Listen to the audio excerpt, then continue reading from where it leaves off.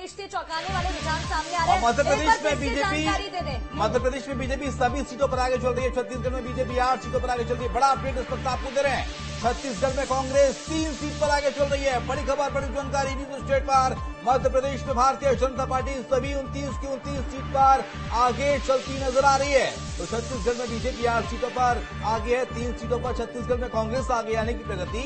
जो मध्य प्रदेश में बीजेपी ने नारा दिया था कि सभी 29 सीटें जीतेंगे। उत्तर प्रदेश की जानकारी दे देते हैं। रुझानों में बदलाव यहाँ पर देखने को मिला। सपा 37 सीटों पर आगे चल रही है, बीजेपी 27 सीटों पर आगे है। सपा ने अच्छा प्रदर्शन यहाँ पर किया है, कांग्रेस 6 सीटों पर आगे चल रही है। तो उत्तर प्रदेश में रुझानों में बड़ा बदलाव हुआ। 37 सीटों पर सपा यहाँ पर दिखाई दे रही है। वहीं भारतीय जनता पार्टी की बात करें तो भारतीय जनता पार्टी 27 सीटों पर आगे दिखाई दे रही है। और कांग्रेस की बात करें शिवम, तो कांग्रेस के पास इधर, और ये एक और बड़ी खबर, कोटा सीट से ओम बिरला पीछे बताए जा रहे हैं। देखिए, कुछ सीटें ऐसी रहती है जहाँ पर उम्मीदें होती है कि दिग्गज खड़े हैं, यहाँ से तो हम बाजी मार लेंगे। कोटा सीट से ओम बिरला पीछे बताए जा रहे हैं। बिल्कुल, लोकसभा स्पीकर ओम बिरला और लगातार कोटा से जीत के आ रहे हैं। और फिलहाल खबरें मिल रही है कि ओम बिरला कोटा से पीछे चल रहे हैं। कोटा की बात कल हरियाणा की, जहां पर 6 सीटों पर कांग्रेस पार्टी आगे चल रही है। हरियाणा की 6 सीटों पर, जिसमें से 3 सीटों पर भारतीय जनता पार्टी हरियाणा में आगे है। आम आदमी पार्टी हरियाणा में 1 सीट पर आगे चल रही है प्रगति। ये बड़ी खबर है, खाता खुलता हुआ नजर आ रहा है। शुरुआती रुझान है। और 6 सीटों पर कांग्रेस, 3 सीट पर बीजेपी हरियाणा में आगे चल रही है। तो हरियाणा में कहीं ना कहीं कांग्रेस को उम्मीद भी थी। और वाराणसी से एक बड़ा अपडेट, 4 राउंड के बाद प्रधानमंत्री नरेंद्र मोदी एक बार फिर से आगे दिखाई दे रहे हैं। वाराणसी से 4 राउंड के बाद प्रधानमंत्री पीएम मोदी आगे बताए जा रहे हैं। जबकि जो बीच में एक रुझान आया था, वहां पीछे भी हो गए थे, धड़कनें यहाँ पर बढ़ गई थी। और अभी फिलहाल एक बार फिर से आगे बताए जा रहे हैं। और देखिए, बिल्कुल वाराणसी में प्रधानमंत्री आगे, तो वहीं एनडीए 291 और इंडिया अलायंस भी तकरीबन 200 का आंकड़ा छू गया है प्रगति। जो बात कही जा रही थी इंडिया अलायंस के द्वारा कि 295 सीटें जीतेंगे, हालांकि इंडिया अलायंस के नेताओं ने राहत की सांस ली होंगी। दिल्ली में भारतीय जनता पार्टी सभी सीटों पर आगे चल रही है। उत्तर पूर्वी दिल्ली से मनोज तिवारी आगे चल रहे हैं, हालांकि इस सीट से भी कन्हैया कुमार आगे चल रहे थे। नई दिल्ली से सुषमा स्वराज की बेटी बांसुरी स्वराज आगे चल रही है प्रगति।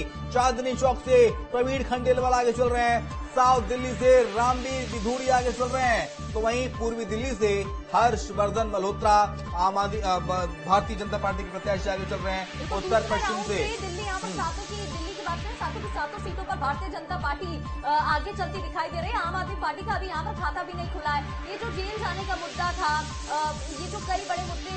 उधर बिहार में बीजेपी 8 सीटों पर प्रगति आगे चल रही है। जेडीयू 8 सीटों पर आगे चल रही है, यानी कि 8-8 का मार्जिन नजर आ रहा है। 50-50 मुकाबला है बीजेपी जेडीयू में। और आरजेडी यहाँ पर 3 सीटों पर आगे चलती नजर आ रही है। कांग्रेस 2 सीटों पर फिलहाल नजर आ रही है। और देखिए, बिहार में भारतीय जनता पार्टी 8 सीटों पर आगे चल रही है। हालांकि एज जाता दिख रहा है इस बार एनडीए गठबंधन को बिहार में, क्योंकि टैली को अगर आप देखेंगे तो अब धीरे धीरे आगे बढ़ रही है। पहले हमने देखा यहाँ पर एकदम ही उतार चढ़ाव देखने को मिला था। 300 पर एकदम बीजेपी पहुंच गई थी। और उत्तर प्रदेश में बीजेपी 41 सीटों पर आगे। ये बड़ी खबर, 35 सीटों पर सपा को बढ़त मिली है। देखिए, एक बड़ा बदलाव। इसका मतलब, जैसे कि हमारे गेस्ट भी कह रहे थे, अभी कहना जल्दबाजी होगा, कुछ भी हो सकता है। 35 सीटों पर सपा को बढ़त मिलती नजर आ रही है। तो उत्तर प्रदेश में बीजेपी 41 सीटों पर आगे चल रही है। उत्तर प्रदेश बड़ा राज्य, बड़ी उम्मीदें रहती है यहाँ पर। मोदी फैक्टर, योगी फैक्टर की बात कही जाती है। 41 सीटों पर भारतीय जनता पार्टी आगे दिखाई दे रही है। देखिए, प्रगति पंजाब में क्या अपडेट है वो भी दर्शकों को बता देते। पंजाब में 3 सीटों पर कांग्रेस पार्टी आगे चल रही है। पंजाब से बड़ी खबर आपको बता रहे हैं, आम आदमी पार्टी को 3 सीटों पर बढ़त है। तो वहीं 3 सीटों पर कांग्रेस आगे चल रही है। अन्य दलों को 4 सीटों पर बढ़त नजर आ रही है पंजाब में। तो पंजाब में आम आदमी पार्टी और कांग्रेस 3-3 सीटों पर आगे चल रही है। तो देखिए, महाराष्ट्र का अपडेट बता देते हैं। एनडीए 20 सीटों पर महाराष्ट्र में आगे चल रही है।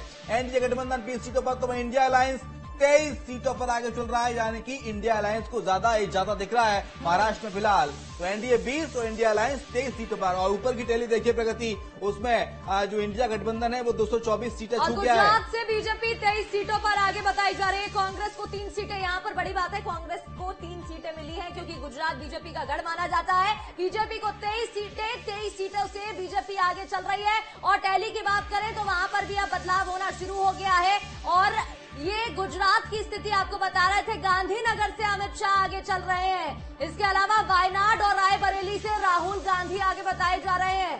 और अमेठी देखिए, एक बार फिर से बदलाव